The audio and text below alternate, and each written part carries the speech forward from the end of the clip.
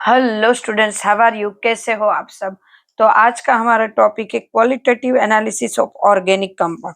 जब ऑर्गेनिक कोई कंपाउंड का हमें क्वालिटेटिव एनालिसिस करना है, मतलब कि वो सॉल्यूशन में है कि नहीं वो देखना है, तो उनके लिए कुछ ऐसी रिएक्शन है, ऐसी प्रोसेस है जिससे हम कंफर्म कर सकते हैं कि इसमें ये कंपाउंड है, ये कंपाउंड में ये एलिमेंट है, ये हम कर सकते हैं। जैसे कि हम detection of carbon and hydrogen, carbon and hydrogen को डिटेक्ट करना है। हम मान लो मैंने वुड लिया है, बराबर है। अब देखो वुड में कार्बन है, उसको मुझे डिटेक्ट करना है, तो मैं क्या करूंगी?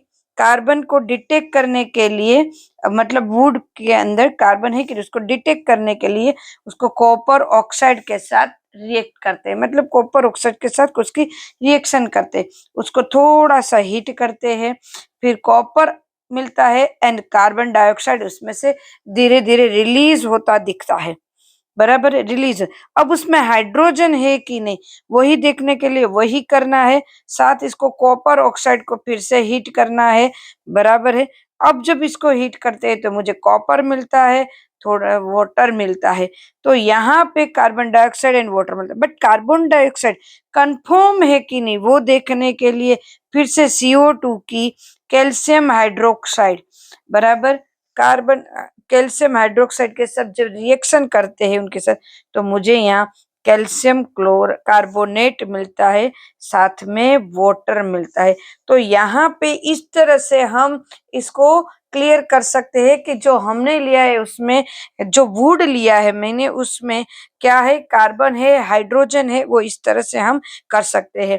मान लो ये CaCO3 मिला, उसी तरह रहेगा और वाटर अलग रहेगा। उसी तरह यहाँ पे H2O ये जो मिल रहा है यहाँ पे, उसी में हम थोड़ा सा CuSO4 ऐड करेंगे, तो CuSO4 इंटू 5H2O मिलेगा। ये प्रैक्टिकली होता है ये सब, ऐसा जरूरी नहीं है कि ये सिर्फ थियरिकल है, ये प्रैक्टिकली भी ये सारी की सारी रिएक्शन हमें लैब में हम देख सकते हैं। कार्बन वाली, ये वो कॉपर सल्फेट वाली, सारी की सारी हम देख सकते हैं।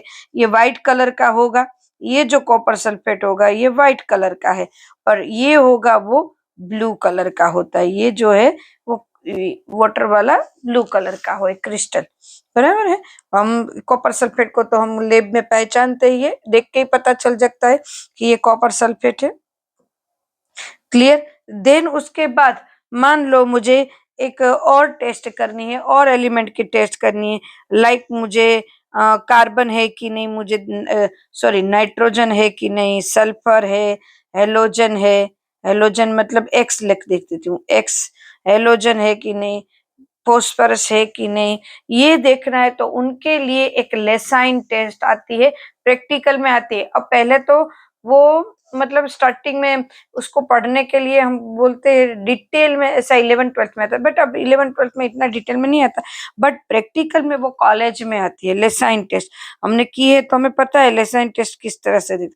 तो लेसाइन टेस्ट में हम इसको फाइंड कर सकते हैं, नाइट्रोजन के लिए सल्फर, हेलोजन एंड फॉस्फोरस के लिए। तो क्या करते हैं, लेसाइन टेस्ट के लिए सोडियम की कार्बन के साथ एंड नाइट्रोजन के साथ रिएक्शन होती है, तो NaCN मतलब एक आयनिक कंपाउंड बनता है। उसी तरह सोडियम की जब सल्फर के साथ रिएक्शन होती है Na2S मिलता है।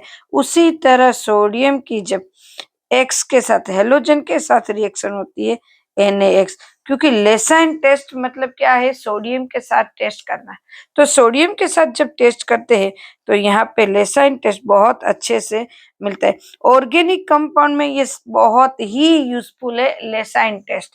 लेसाइन टेस्ट से हम कितने सारे एग्जाम्पल ऐसे कंपाउंड को डिटेक्ट कर सकते हैं कि क्या इसमें दिया है। जब आप कॉलेज में आओगे प्रैक्टिकल में लेसाइन टेस्ट बहुत ऐसे इजी है, बट बहुत अच्छी है, जो जिसको सोडियम फ्यूजन एक्सट्रैक्ट भी कहते हैं। कि क्या कहते हैं इसको? सोडियम